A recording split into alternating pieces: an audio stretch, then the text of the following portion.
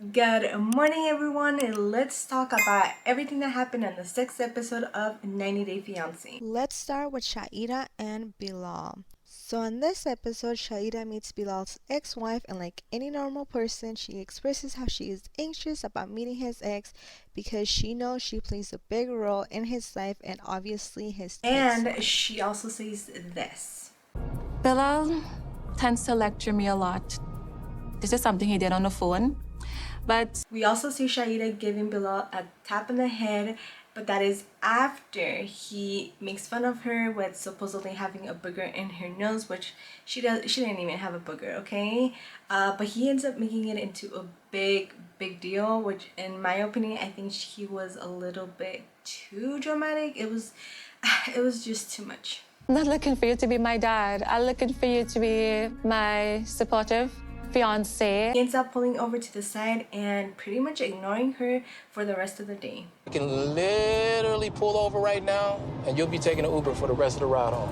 You're not gonna She does end up meeting the ex-wife, but only for a little bit, and they eventually end up talking about the car situation. He says they almost got in a wreck, which I mean, I think that was a little bit too much. But I don't know. Let me know down below, guys, what you guys think about Bilal. Is he being too dramatic? Is he in the right? Let me know. Anyways, let's go to Jabri and Miona.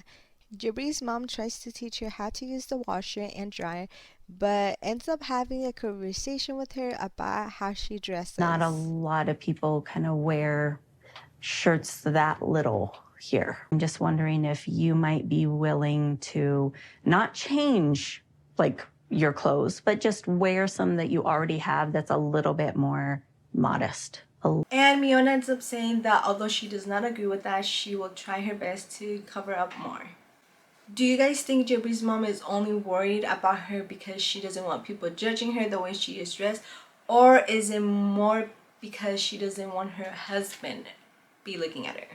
We later then see Jabri upset with his mom about the whole clothes situation, and she asks if that's the only thing that he's mad about. And this is his response. Yeah, she's expecting a lot of and she's not willing to compromise, and she just wants to stay here a month. And now I'm trying to understand, are you really saying what you're saying, or is it her really just trying to start something so she can get out of here quicker? I don't. Now to Binyam and Ari. Just like on the 5th episode, once again, she expresses how she is stressed out about how she's going to pay for the apartment and all of the bills.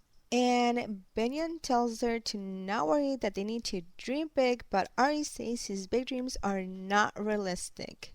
They later end up going out, just the two of them, and she ends up bringing once again how stressful it is to start paying for bills. If abroad, I never rent an apartment in the U.S. or paid a utility bill in the U.S. Even I'm from this area, we're both new to this situation and to this life, but apparently she has never paid bills before. Well, girl, start looking for a job then, instead of complaining every couple of minutes about how you don't have no idea how you're gonna pay for the rent, how you have no idea what you're gonna do with the bills.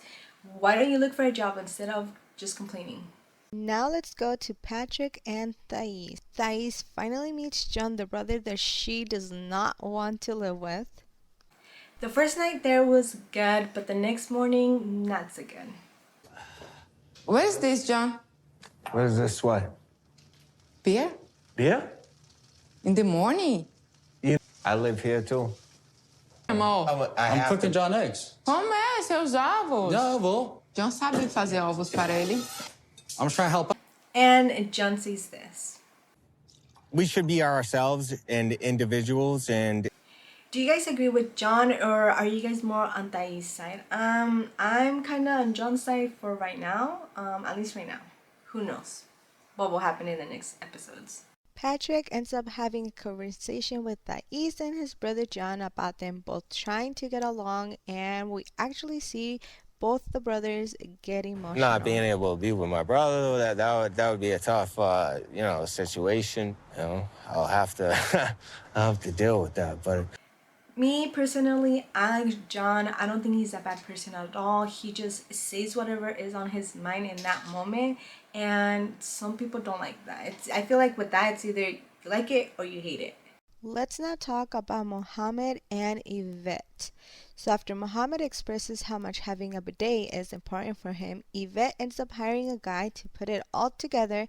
But Mohamed, well, let's just say he isn't happy about her being there in the same room with the guy.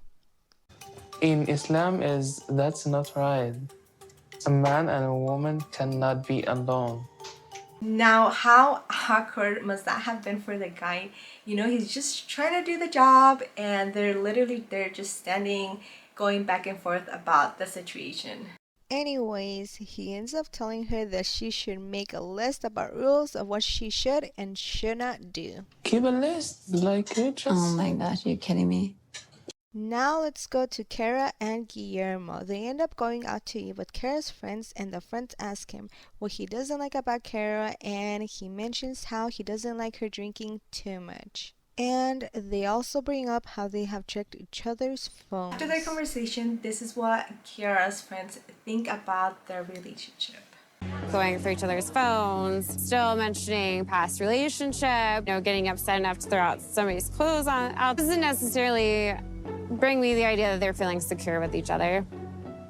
That is pretty much all we saw with this couple on this episode, but it does look like on the next episode we will be seeing one of Kara's ex-boyfriend talk to Guillermo, so we're just gonna have to wait and see what happens with that. Anyways, this pretty much summarizes everything that happened in the 6th episode. Thank you so much for watching, and I will see you guys on the next episode.